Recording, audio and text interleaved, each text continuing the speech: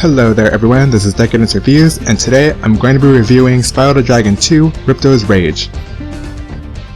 Ripto's Rage is a sequel to the first Spyro game, and I'm going to be honest with you, I did not play this game during my childhood. After playing the first Spyro the Dragon, I found myself hooked on other games like Crash Team Racing and Pokemon Gold during the year the game was released. Yep, I got hit by the Pokemon bug pretty bad, but back on topic, my point is that I don't have any nostalgic memories of this game at all. In fact, I played it for the first time ever this year for the review. People say that Spyro 2 Ripto's Rage was the best Spyro game out of the whole trilogy. A pretty bold claim, don't you think? So, did the game live up to its hype, or is it just simply overrated? Well, let's find out. Before I begin the review, here's a little background history on the game. While the first Spyro the Dragon game was considered a sleeper hit, the game received overall positive reviews, and it was inevitable that a sequel would be on its way. Ripto's Rage was released on November 2nd, 1999. The game received highly positive reviews, and was praised on how it touched upon and expanded upon the core gameplay. Other than that, there really isn't a lot of development history behind this game, so onto the review. Like the first game, the story begins in the world of dragons. Spyro and Sparx are relaxing after the events of the first game, but find themselves bored with nothing to do. Spyro then suggests that they should head over to the beach in Dragon Shores for some fun in the sun. When they enter the portal, they end up getting intersected and pulled into the world of Avalar, where we are greeted with three new characters: the Professor, Allura the Fawn, and Hunter the Cheetah. They summon Spyro in the hopes of having him help them defeat the villain they brought upon themselves. The villain goes by the name of Ripto, and he's accompanied by his two brainless minions, Crash and Gulp.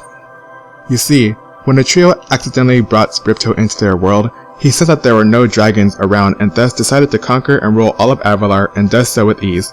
Anyway, it isn't like Spyro has that much of a choice, because as soon as he meets our three new characters, Ripto arrives and destroys the gateway portal, leaving Spyro and Sparx stranded in Avalar. And well, that's pretty much it. I have to say that the story in this game is way better than the one in the first game. For one, the characters have personalities and breathe life into the game, and they each mesh well together. And the villain this time around is a lot more threatening, and you genuinely want to stop him. So while the story is simple, which is standard for most platform games, it definitely is a lot more engaging this time around. The core gameplay is pretty much the same as the first game. You still have your three basic moves: Charge, Flame, and Glide. However, a new feature was added into the gliding mechanic, where if you press the triangle button during your glide, you'll perform a slight hover, which is useful in getting a bit of momentum to reach a higher platform. However, here is where the key differences come into play. For one, as you explore the levels, you're tasked to collect talismans that are needed to progress through the story. You get a talisman at the end of every level until you enter the last section of Avalar. Other than talismans, you're also required to collect orbs, which you can earn by completing minigames. And oh man, the minigames. If there is one thing that Spyro 2 did right, it was adding more gameplay elements to make the game not feel too repetitive. The minigames add tons of variety to help change up the gameplay, from riding on trolleys to shooting down UFOs and playing some good old ice hockey. There is just so many different games to keep you entertained, or annoyed, whichever you choose. Another interesting feature is using the gems you collect as a form of currency. You see, along the way, you'll run into a certain bear, Mr. Moneybags, a character who appears throughout your quest and will often require you to pay a certain amount of gems to continue through a level or learn a new move. Yeah, running into this greedy SOB is pretty annoying, and he's not likable whatsoever. I mean, the world of Avalar is in danger and you're worried about getting as much gems as you can get? Wow, whatever you do people, don't let him run for president of Avalar. But with that said, I suppose I can give the benefit of the doubt that having him in the game does make collecting the gems more of a priority. That's the only nice thing I'm going to say about him. Another new feature are the spirit particles. You see, when you defeat an enemy, instead of dropping gems like in the first game, they release spirit particles. These spirit particles are used to open up gates that allow you to use temporary superpowers, from Super Flame Breath, Super Charge, Super Flight, walking on lava, ability to spring up onto higher platforms, and so on. In order to open these gateways, you must defeat the number of enemies displayed on the gate. One of the biggest highlights of this game are the swimming mechanics. Yep, you heard it. Our little purple giant can now learn how to swim, and the swimming mechanics are some of the best you'll ever see in a video game. I can see why a lot of people praise it so much. And it's funny because usually, swimming mechanics are very hard to pull off, even today in modern games, so this is quite the surprise. So what about the boss battles? Oh man, have they improved. One of the big problems in the first game was the boss battles. The bosses were pathetically easy and provided no challenge whatsoever. In this game, while there are only 3 of them, they are a big step up and can actually be challenging. The Ripto boss battle was just epic. Well, at least compared to Gnasty Gnorc. This time around, we have 3 homeworlds: Summer Forest, Autumn Plains, and Winter Tundra. Considering that these homeworlds are named after seasons, I'm surprised there wasn't a spring homeworld. Anyway, these homeworlds are exponentially bigger than those in the first game and filled to the brim with various pathways and tons of in-game levels. The music for the homeworlds are done in an ambient style that give soothingly calm vibes as you explore them. The in-game levels of course play differently than the homeworlds, where you are tasked with goals to complete, but the level themes are touched upon even more than the first game. Speaking of which, each time you enter a level, you get to watch a cutscene that shows the problem that the inhabitants of said level are facing. When you complete the stage, you are awarded a talisman that is a symbol of their homeland, and you get to see another cutscene of peace being restored to their land. I think that this was a good inclusion because you get to feel a sense of accomplishment knowing you helped these creatures save their home. The graphics in this game look pretty good in my opinion. I feel like Spyro's render was a little more smoothed out, but I'm not entirely sure. Allura and Hunter look a little rough around the edges, but all in all, I don't mind their models. The levels are beautifully designed and brimming with life. It makes you go, wow, I'd love to visit that world. Anyway, the game for the most part has your standard decent PS1 graphics, and upon looking at them, I can't help but feel nostalgic for the good old PS1 and Nintendo 64 days.